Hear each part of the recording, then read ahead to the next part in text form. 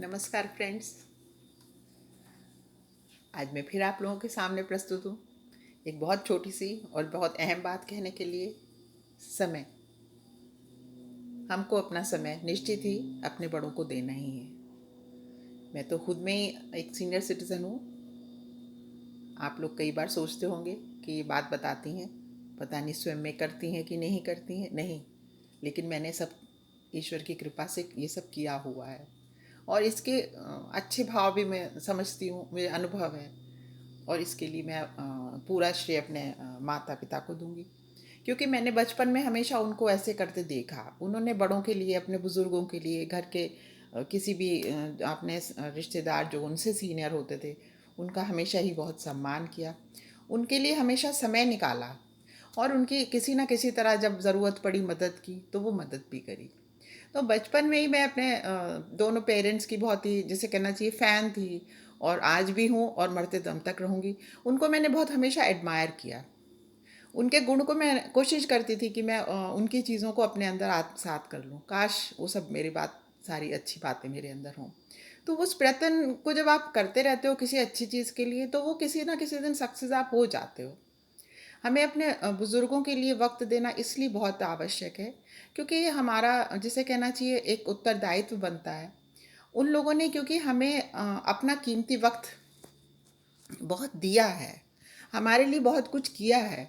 और दुनिया में, जैसा कि सभी जानते हैं कि संसार, इस पूरे संसार में समय से कीमती कुछ भी नहीं है। तो जिसका हम सब कुछ लेके बैठे हैं, तो हमारा भी फ़र्ज़ है ना कि अब हम उनको रीपे करें।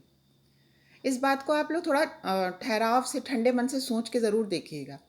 ज़रूरी नहीं है कि मेरी कही हर बात से आप लोग इत्तेफाक रखते हो, लेकिन कुछ बातें ऐसी होती हैं जो आपके हृदय के बहुत करीब होती हैं और उनके दूरंगामी परिणाम हमेशा खूबसूरत, सुंदर होते हैं। कल हम जब बिल्कुल क्षीण हो जाएं, हमारे शरीर में इतनी भी ताकत नहीं रहे, हमें नहीं पता कि हमारी इस यात्रा का कितना समय है, निश्चित है, कब हमें जाना होगा यहाँ से, मृत्यु लोक से। लेकिन जब लोग शिकायत करते, मैं सुनती हूँ अपने अराउंड सोसाइटी में, अक्सर घरों में, कि बच्चों के पास तो हमारे लिए बिल्कुल समय ही नहीं रहता, किसी के पास फुर्सत ही नहीं है कि वो हमारे पास बैठे। तब मेरे मन में हमेशा ये विचार आता है कि नहीं, मेरे संग तो ऐसा नहीं होता। मुझे तो लोग समय भी देते हैं और बैठते भी हैं। तब शायद मुझे अपने माता पिता का बड़ा इम्पोर्टेंस समझ में आती है कि उनका कितना अच्छा वो था, कंडक्ट था। तो जो चीज़ हमने इस कुदरत को दी ही नहीं, उसके लिए हम उसकी अपेक्षा भी नहीं कर सकते। हम कैसे सोच सकते हैं कि जो हमको दे ही नहीं रहे हैं वो हमें मिल जाए। सोचने वाली बात तो ये है कि पृथ्वी में एक गेहूं का दाना भी यदि हम नहीं डालते, तो बाली तो वहाँ से नहीं निकलती ना गेहूं की। इसी तरह से जो हमारे कर्म फल हैं, जो हमारे कर्मों का हिसाब किताब है, वो भी इसी तरह है। कुछ भी पाने के लिए हमें देना सबसे पहले ज़रूरी है। तो ये हम अपने व्यवहार से, अपने कंडक्ट से, अपने सम्मान से अपने घर के बुज़ुर्गों को दें। और तो और, अगर आस पड़ोस में भी किसी बुज़ुर्ग को हमारी ज़रूरत पड़े और हम उनके कुछ काम आ सकें, तो वो हम ज़रूर करें। ऐसा करके देखिएगा, आपको आत्मिक शांति मिलेगी। अच्छी कर्म जो हैं कभी खाली नहीं लौटते, वो 100 गुना हो करके वो उल्टे हमारे पास ही आते हैं। बस आज के लिए ये एक छोटी सी बात थी। और ये बात जो है, ये बचपन से मेरे मन के बहुत करीब है। बचपन में मैं अपनी दादी के संग बहुत सोती थी रात में।